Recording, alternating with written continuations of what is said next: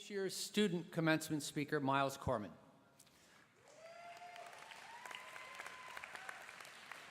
Miles is graduating today with a BA in Literary Studies from Eugene Lang College. A consummate university citizen, he has been editor-in-chief of the New School Free Press, a tour guide at the Welcome Center, an insightful participant in a seminar on the New School's history and mission. He has represented the New School internationally, traveling to Uganda to report on graduate students in an international field program. He wrote his thesis on the American race crisis, lecture series hosted by the New School in 1964 that included speakers such as Martin Luther King, Jr. I am pleased to tell you that Miles is already beginning his career with a brand new job at Fast Company, a magazine that is as interested in the news as he is. It is my pleasure to invite Miles to the podium. Miles?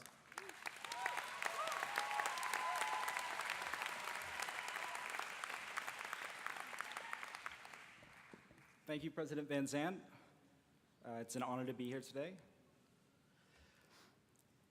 More than 80 years ago today, as Europe braced itself for a war that would define the 20th century, agents of the Nazi Party tore down a placard at the University of Heidelberg bearing the inscription, "To the Living Spirit." Just a few years later, Thomas Mann, the German novelist, social critic, and former Heidelberg professor, addressed a room full of faculty members at the New School's recently founded University in Exile. Mann commended the New School for its efforts to protect endangered European scholars. In just over 10 years, our university would give refuge to hundreds of exiled academics and their families as rising political tensions boiled over, resulting in a conflict that would ravage Europe. There is, for the time being, no home for the living spirit in Germany's universities, Mann said. Now I suggest that you faculty take these words and make them your motto, to indicate that the living spirit has found a home in this country. The New School adopted these words as its unofficial motto, to the living spirit. It meant a university of open discussions and ideologies. It meant the fierce protection of academic freedom and a place where people could come to speak their minds without the fear of persecution or oppression. That living spirit defined the New School for Social Research. And in the decades since our university's unconventional beginnings, it has spread through the 7 divisions that we now call the New School. This commitment to academic freedom is what drew me to this university, and I'm sure that many of my fellow graduates would say the same. When we chose to pursue a degree here, we did so because we knew that the New School was different. And of course, you're probably thinking, another college graduation speech where you're told by another speaker that your university is different. But I believe the New School is different, and not just because it lacks Greek life, major sports teams, or a sense of humor. What separates the New School from its counterparts is its living spirit. Its philosophy that students and faculty can learn from one another, not just by reading books and memorizing facts, but by, as President Van Zandt would say, challenging the status quo constantly. And in doing so, protecting the ideals upon which our university was founded on. During my time at Eugene Lang College, I spent 3 years as a tour guide for prospective students and their parents. It was my job to show them everything you would expect in a college tour. In my second year, my supervisor, Craig Teedy, had us tour neighboring colleges in the city to get a feel of what they offered. What was their idea of a college education? How did they stack up against the New School? Craig wanted us to understand that we weren't simply selling a school, a package deal complete with tuition, housing, a meal plan, and a t-shirt to boot, but rather a philosophy. And it was an enlightening experience, one that my colleagues and I would apply to every conversation from that day forth. Now, I often made a remark on my tours that would momentarily tighten the brows of those standing in front of me. At Lang, I don't feel like I go to college, I'd say. Yeah. I'd quickly add, but let me tell you why that's a good thing.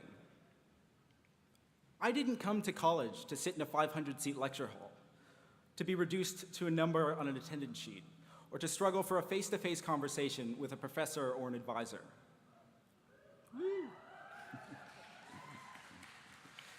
The New School's mentality, I'd say, is different. It's much more akin to the real world. At the New School, students are the architects of their education, with their faculty and advisors serving as the foundations upon which they build. The New School sees the value in self-designed learning and understands that the traditional college experience, stifling requirements, overcrowded lectures, and overburdened advisors, doesn't necessarily prepare a student for the real world in the 21st century. And it's a different time in higher education.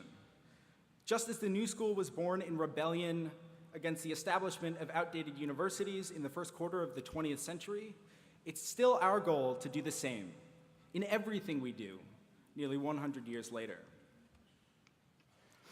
Now, like many of you, I chose to gain my education through doing. I wanted to do more than simply think in college. I wanted to change my surroundings. And we all did this in different ways. The New School Free Press, the university's student-run publication, was my outlet. In the spring of 2011, I was elected editor-in-chief, and along with my staff, I was faced with a challenge of immense scale. Our paper was dated. At the same time, journalism, much like higher education, was at a crossroads. Print publication was dying, the internet was taking over, and the industry was in crisis. Together with the guidance of our faculty advisors, Heather Chaplin, Andrew Meyer, and Rob Buchanan, our staff brainstormed innovative ways to get the most out of our college newspaper. With a shift into the digital age and transition into long-form stories, we implemented a system enabling a break from the antiquated mold of college journalism. And the change worked. Just 18 months later, the Free Press was awarded the two most esteemed awards in college journalism by the Associated Collegiate Press, the first in our publication's history. Lang and the New School enabled our meager staff of college journalists to do this. We were not steeped in tradition or forced to abide by outworn legacies. We were making the legacies with the full support of our college, but also with the knowledge and the understanding that the students who come after us have and should have the power to adapt as they see fit. And that's just my story. Yours is different. You might have worked with the Feminist Collective to revise the university's sexual assault policy, or in Powerhouse to build a sustainable home. Maybe it was the University Student Senate, or Parsons Pet Lab, the New School Archives, or the Social Justice Committee. My point is, at the New School, we didn't just learn from the books, we learned from the experience. And we learned from the relationships that we have forged with our professors, who are accessible, intelligent, and many of whom view us as apprentices who will one day join them, rather than students who are trying to pass a class and get a good grade. So many years later, Thomas Mann's words still ring true. The challenges we face now are different than those of 80 years ago, but it is with the living spirit that we move forward. Tuition and unemployment rates are high, colleges are struggling with new models to keep themselves out of the red, but I say with confidence that our education has had value. And I hope that when we all go out into the world, we serve as examples that an education like the one that the New School has provided us with is fruitful, not outdated, not stale, not static, but evolving, alive with the living spirit, our living spirit, to instill in future generations. Let us all continue to embody the living spirit, and congratulations to you all. I hope you're proud of what you've accomplished in your time here. Thank you.